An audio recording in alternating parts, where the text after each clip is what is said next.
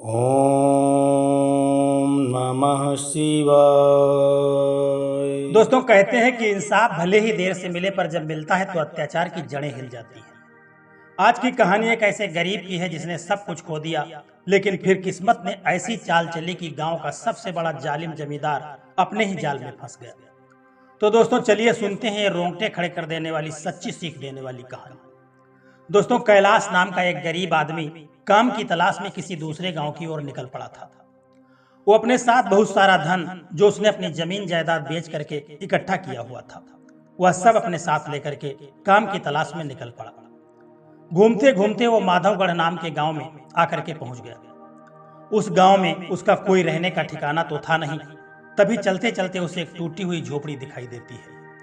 झोपड़ी को देख करके कैलाश अपने मन में सोचने लगता है कि इस झोपड़ी में कोई नहीं रह रहा है। अगर ऐसा है तो मैं इस झोपड़ी में रह लेता हूँ। जब तक मुझे काम नहीं मिलता मुझे इसी में कुछ दिन निकालने होंगे। कैलाश अपने पैसों से भरी हुई पोटली वहां नीचे जमीन पर रख देता है और थोड़ी देर तक वहीं आराम करता है। काफी देर तक जब कोई व्यक्ति उस झोपड़ी में नहीं आता है तो कैलाश अपने मन में विचार करता है कि अब तो बहुत देर हो गई है, लगता है सच में इस झोपड़ी में कोई नहीं रहता। तभी कैलाश की नजर वहां पर रखे हुए एक संदूक पर पड़ जाती है। वह अपने मन में सोचता है, अरे यह क्या, यह किसका संदूक होगा? अगर कोई नहीं आया तो इसे बाद में खोल करके देख लूंगा। और तभी से कैलाश उस झोपड़ी में ही रहने लगता है।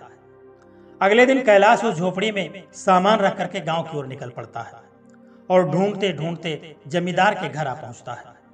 जमींदार के पास पहुंच करके कैलाश जमींदार को नमस्ते करता है और अपना परिचय देता है कि मेरा नाम कैलाश है और मैं इस गांव में काम की तलाश में दूसरे गांव से आया हूं।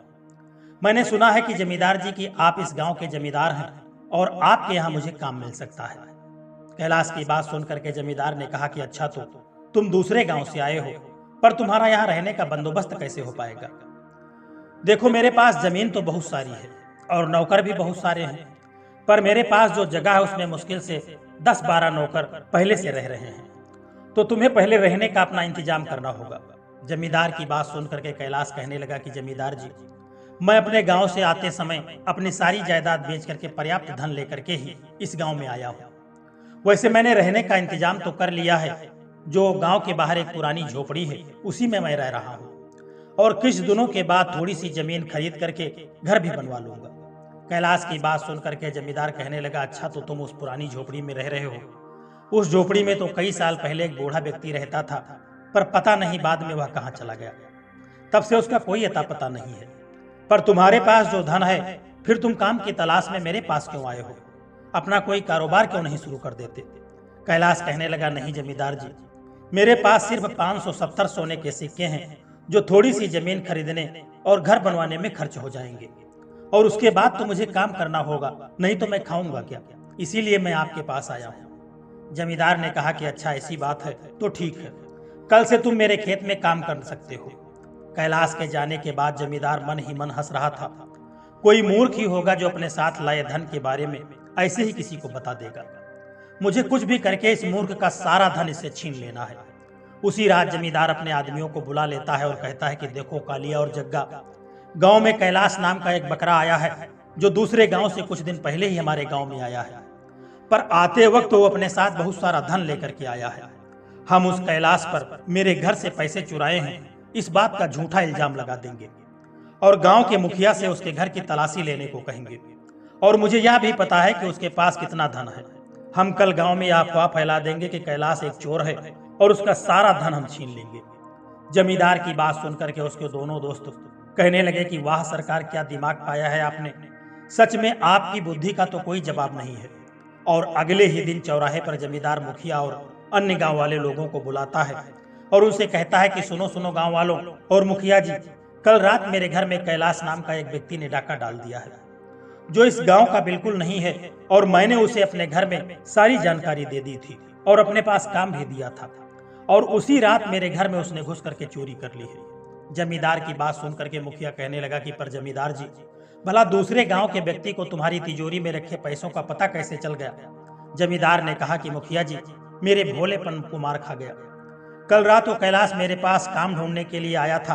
बेचारा अपनी गरीबी की कहानी मुझे सुना रहा था और तभी मुझे उस पर तरस आ गया और मैंने अपनी सारी जानकारी दे दी। उसे अपने पास काम भी दिया और उसी रात उसने चोरी की है। जमींदार की बात सुनकर के मुखिया कहने लगा, पर क्या तुम्हें पता है कि यह कैलाश जिसके बारे में तुम मुझसे बात कर रहे हो कहाँ रहता है? जमींदार ने कहा कि हाँ मुखिया जी, हमें पता है कि वो कहाँ पर रहता है, पर उसे पता नहीं कि उसने मेरे घर में चोरी की है। इस बात की मुझे जानकारी है और मेरे पास यह पक्की खबर है कि वो कुछ और दिन इसी गांव में रुक करके आपके घर भी चोरी करने वाला है और गांव के कुछ अमीर किसानों को भी वह लूटने वाला है। बहुत शातिर चोर है वो। मैं दावे के साथ कह सकता हूं कि उसने मेरे घर में घुस करके 570 सोने के सिक्के चुराए हैं। अगर हम जल्द से जल्द उसके घर जाकर के उसकी जांच नहीं करेंगे तो शायद वह सारा धन और कहीं छुपा देगा। मुखिया ने कहा, अच्छा तो यह बात है, चलो जल्दी जाते हैं, अभी उसे जाकर के अच्छा सबक सिखाते हैं, तभी उस चोर की अकल ठिकाने आएगी। तभी सभी गांव वाले और मुखिया जी उस जमींदार के साथ कैलाश की झोपड़ी के बाहर आकर के पहुंच जाते हैं और गांव वाले जोर जोर से आवाज लगाने लगते हैं कि ये चोर के बच्चे बाहर आ तू, वरना दरवाजा तोड़ करके अंदर आना पड़ेगा, बाहर आ जल्दी से। इतने लोगों की आवाज सुन करके कैलाश घबरा जाता है, कहता है अरे बाप रे, सुबह सुबह इतनी जोर से कौन चिल्ला रहा है, देखना होगा। कैलाश जब घर के बाहर आता है, अरे रुकिए रुकिए, आप लोग इस तरह से क्यों चिल्ला रहे हो? इस झोपड़ी में कोई नहीं रह रहा था, इसीलिए मैं कुछ दिनों के लिए इसमें रह रहा हूँ और थोड़े ही दिन में मैं यहाँ से चला जाऊंगा। कैलाश की बात सुनकर के मुखिया कहता है, क्या हम सब तुझे मूर्ख लग रहे हैं जो हम इस टूटी फूटी पुरानी झोपड़ी के बारे में तुझसे पूछेंगे? तू इस गांव में घुसपैठिए की तरह घुस आया है और किसी को पता भी नहीं है, और तूने जमींदार के घर पर चोरी कर ली। चोरी की बात सुनकर के कैलाश हक्का बक्का रह जाता है। क्या चोरी? और मैंने? नहीं सरकार, मैंने कोई चोरी नहीं की है। चाहे तो आप जमींदार जी से बात कर सकते हो। है ना जमींदार जी, मैं तो आपके यहाँ नौकरी का काम देखने आया था, मैं भला चोरी क्यों करूंगा? लेकिन भोला भाला कैलाश यह नहीं जानता था कि यह सब सारा जाल जमींदार का ही बिछाया हुआ है और अब वह उसके जाल में फंस चुका है।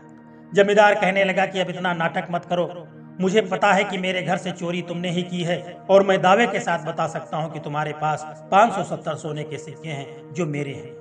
जमींदार की बात सुनकर के कैलाश कहने लगा कि क्या जमींदार जी, आपको तो यह बात मैंने कल बताई थी कि मेरे पास 570 सोने के सिक्के हैं। जमींदार कहने लगा कि देखो देखो, चोरी की है, पर चोर अपनी सफाई की कैसी बातें कर रहा है। चोरी तो चोरी और ऊपर से सोना चोरी भी कर रहा है। मुखिया जी जल्दी से इसके घर की तलाशी लीजिए, यह बड़ा शातिर चोर है। मुखिया कहने लगा कि हाँ चलो, और सभी लोग इसके घर में दाखिल हो जाते हैं और सोने के सिक्के हैं या नहीं सारे गांव के लोग उसके घर में घुसने लगे। कैलाश कहने लगा कि पर मुखिया जी मेरी बात तो सुनिए, मैंने चोरी नहीं की है।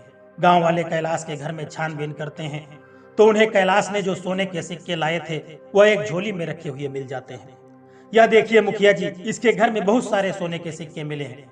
मुखिया कैलाश से कहता है, क्या रे तू खुद को गरीब बोल रहा है और तेरे पास इतने सारे सोने के सिक्के कहां से आ गए? कैलाश कहने लगा कि मुखिया जी, यह जो पैसे हैं मैं अपनी सारी जमीन जायदाद बेच करके अपने लिए जमा किया हुआ था और नए जीवन की खोज में यहाँ निकल आया था, क्योंकि मेरी पत्नी और मेरे पिता का साया बरसों पहले मेरे सर से उठ चुका था।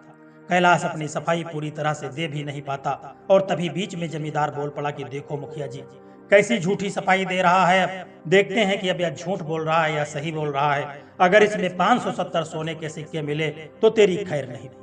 चलो रे तुम लोग सिक्के गिनो। गांव वाले सारे सिक्के गिनने लगते हैं और सिक्के गिनने के बाद कहते हैं कि जमींदार जी, इसमें तो 570 सोने के सिक्के हैं। मुखिया ने कहा कि देखा ना, चोर पकड़ा गया, मतलब यह सारा धन जमींदार जी का है। कैलाश ने कहा कि नहीं मुखिया जी, आपके साथ गलतफहमी हो रही है, लगता है यह जमींदार की सारी सोची समझी साजिश है, वो मेरा धन मुझसे छीनना चाहता है।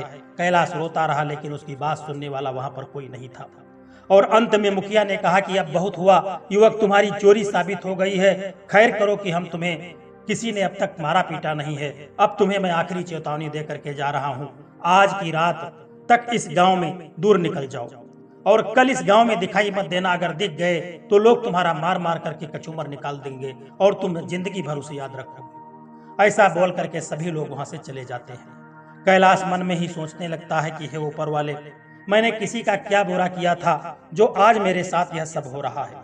पहले तो मेरे माता पिता मुझसे छीन लिए और बाद में मेरी पत्नी को भी उठा ले गए।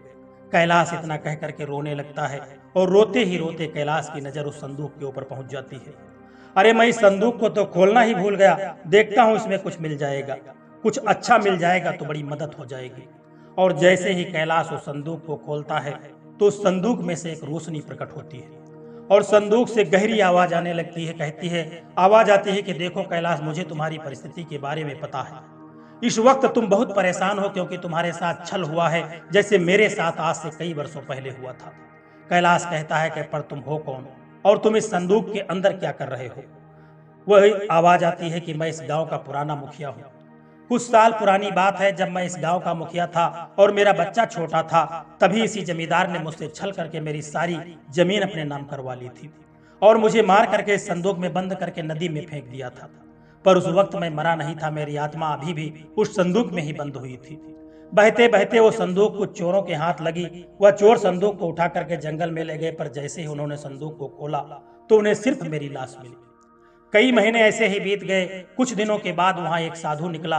उसने तुरंत मेरी अस्वस्थ आत्मा को पहचान लिया और मुझे संदूक से बाहर आने का संदेश दिया। उस साधु को पहले ही सारी घटना के बारे में पता था। सृष्टि के कल्याण के लिए उस साधु ने कहा कि तुम्हें धरती से जल्द ही मुक्ति पानी होगी, पर क्योंकि तुम अतृप्त आत्मा हो, तुम्हें मुक्त करने के लिए किसी मेहनती और ईमानदार आदमी की जरूरत होगी, जो दिल से साफ हो और मन से पवित्र हो। ऐसे व्यक्ति की जरूरत होगी। जैसे ही वह व्यक्ति इस संदूक को खोलेगा, तुम जल्दी ही संसार से मुक्ति पा सकोगे। और बाद में एक बूढ़े लकड़हारे ने मुझे जंगल से उठा करके इस घर में रख दिया। कुछ साल पहले ही वो बूढ़ा लकड़हारा बीमारी के चलते मर गया। अब लगता है कि वह समय आ गया है, तुम ही हो जो मुझे इस संसार से मुक्त करवा सकते हो। कैलाश ने कहा, ठीक है, पर तुम्हारी आत्मा को शांति कैसे मिलेगी? तभी उस आत्मा ने कहा कि शांति मिलने के लिए मुझे उस जमींदार का अंत होते हुए देखना है। उसने मेरे जैसे कई लोगों को ठगा है, जैसे तुम्हें ठगा है आज। पर एक समस्या है, मैं चाह करके भी संदूक से दूर नहीं जा सकता, इसलिए मुझे तुम्हारी मदद की जरूरत है। कैलाश ने कहा कि कैसी मदद चाहिए आपको? मैं हर तरह की मदद करने के लिए तैयार हूँ। मुझे भी अपना धन उस जमींदार से वापस चाहिए। मुखिया की आत्मा ने कहा कि तुम्हें इस जादुई संदूक को अपनी ईमानदारी साबित करवानी होगी। तुम्हें ऐसे 3 अच्छे कर्म करके अपनी सच्चाई साबित करनी होगी। कैलाश ने कहा, ठीक है, फिर मैं दूसरे गांव जाकर के लोगों की मदद करूंगा और अपनी ईमानदारी और सच्चाई और अच्छे कर्म को साबित करके ही लौटूंगा। मुखिया की आत्मा ने कहा, ठीक है, पर तुम जल्द से जल्द लौट करके वापस आना, क्योंकि यह जमींदार इस गांव के मुखिया के खिलाफ भी बहुत बड़ी साजिश रच रहा है। कैलाश ने कहा कि हाँ ठीक है, मैं जल्दी ही लौट आऊंगा। कैलाश सूर्योदय होने से पहले ही दूसरे गांव की तरफ निकल पड़ा। वो बहुत दूर चलने के बाद एक गांव की सीमा के पास आ पहुंचता है और अपने मन में सोचता है कि लगता है मैं पहुंच गया दूसरे गांव। देखते हैं मैं क्या कर सकता हूं।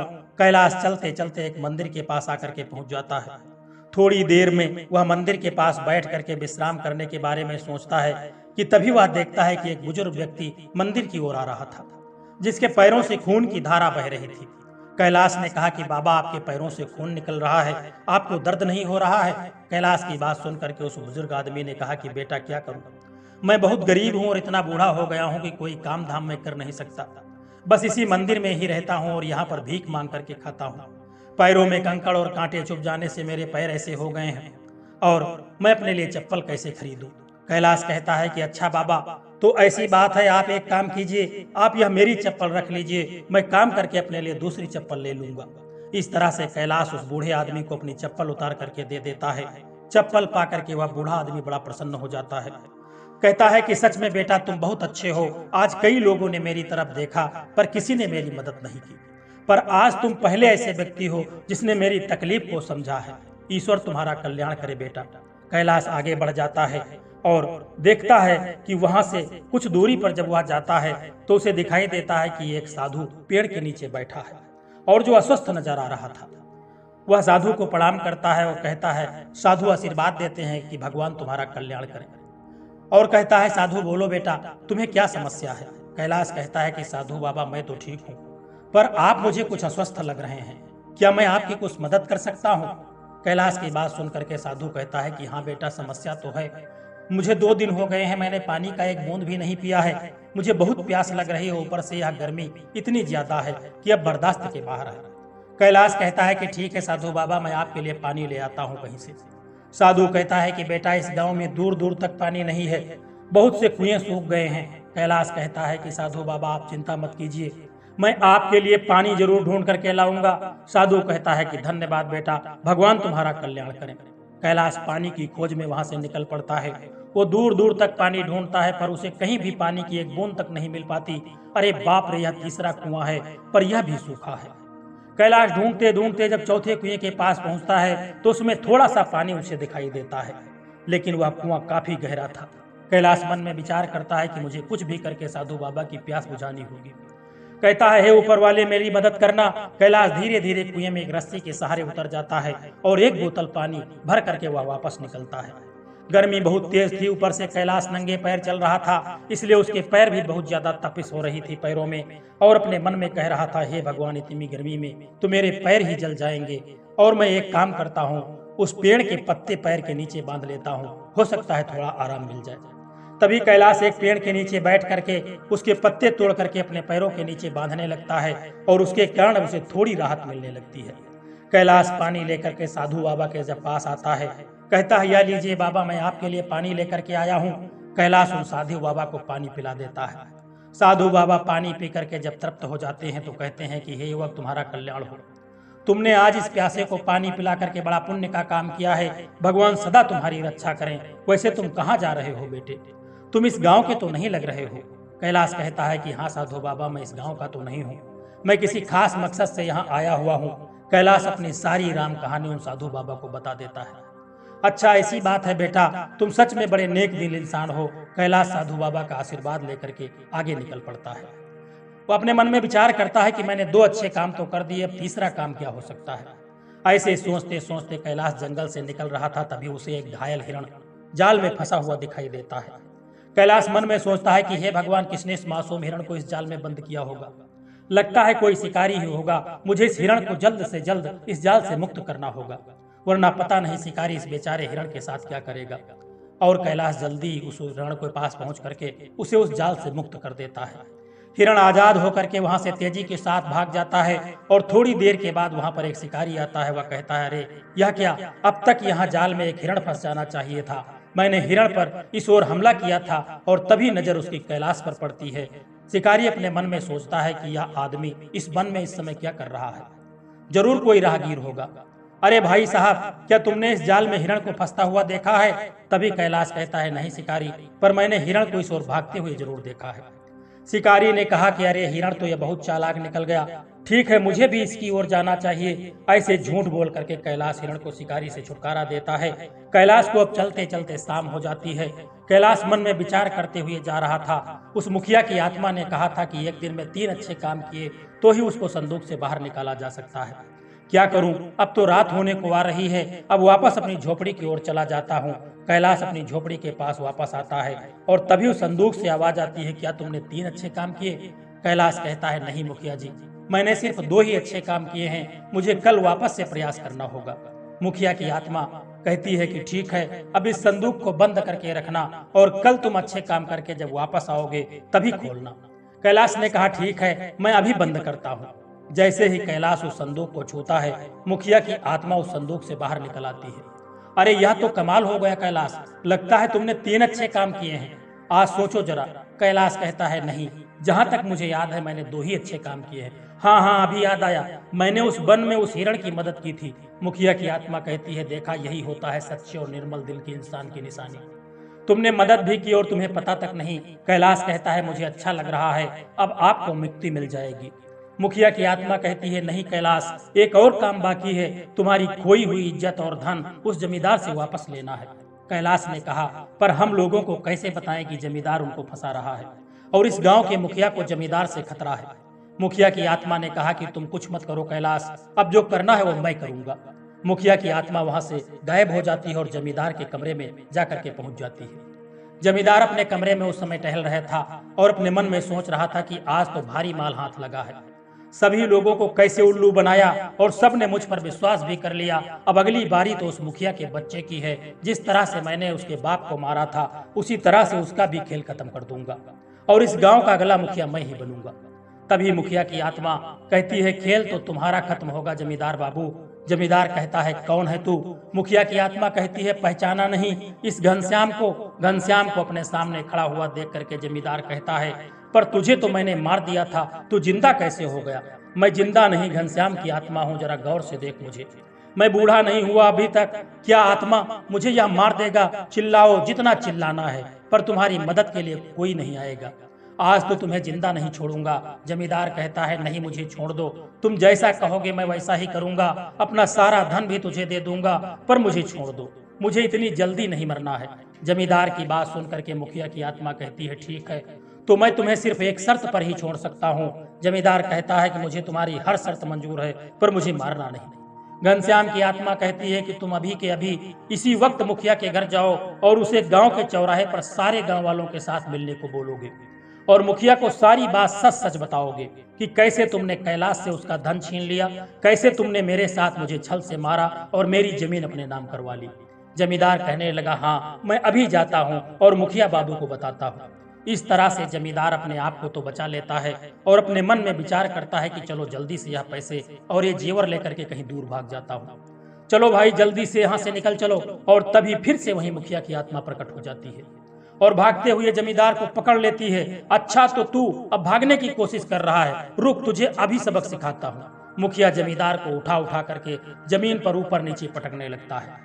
जमींदार चिल्लाने लगता है छोड़ दो मुझे, मेरी समझ में आ गया है कि तुम जैसा बोल रहे हो मैं वैसा ही करूंगा, माफ कर दो। मुखिया की आत्मा कहती है तुझे माफ कर दूं, तू तो बहुत गिरा हुआ इंसान है, रुक अभी तुझे मुखिया के पास भेजता हूँ। मुखिया की आत्मा जमींदार को उठा करके जोरदार एक थप्पड़ लगाती है और वह सीधा जमींदार मुखिया के सामने जाकर के गिर जाता है।